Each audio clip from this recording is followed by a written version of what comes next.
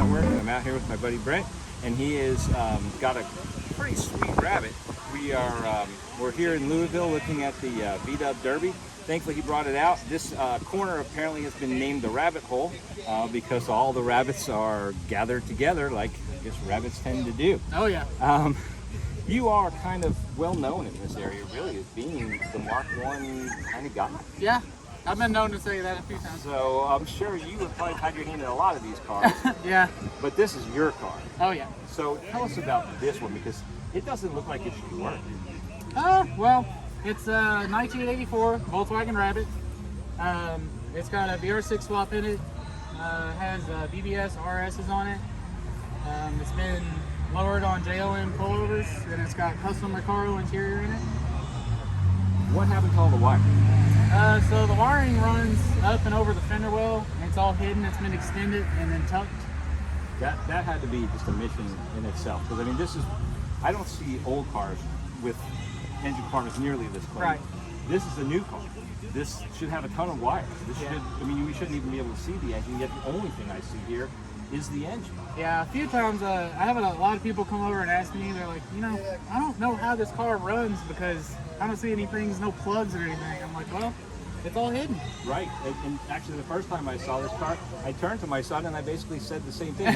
When's he going to finish it and put all the wires in? But right. I mean, this is full-on show car level stuff that you're doing, hiding underneath the hood of a Mark I Rabbit. Right. And while it is gorgeous from the outside, it's amazing from the inside. Yeah.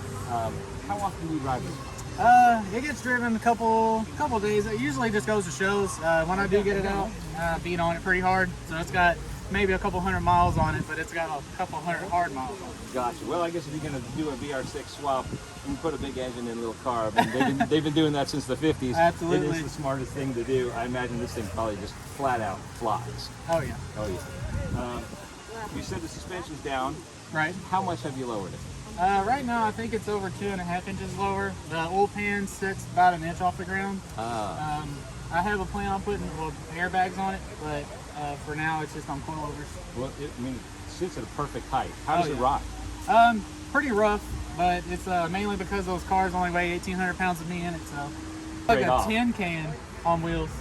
These cars, usually once you start doing some of the modifications like pullovers and everything, it really starts to tighten up and it handles like it's on rails.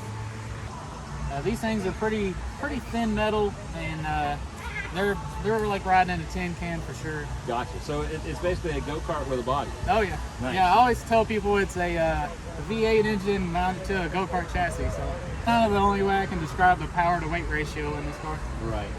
Yeah, that's an amazing setup. What now is the engine itself stock?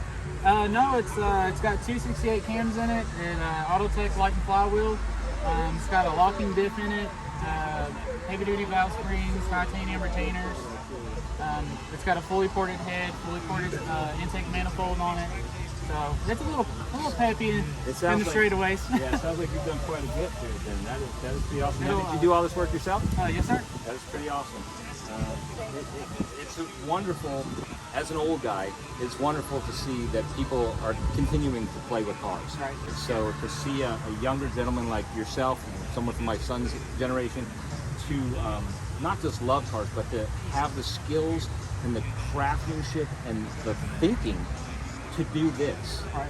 It's just a huge thing. I am so glad, for the hobby, and I'm so glad that you took the time to show us your car today. I really appreciate it. Thank you very much. Thank you.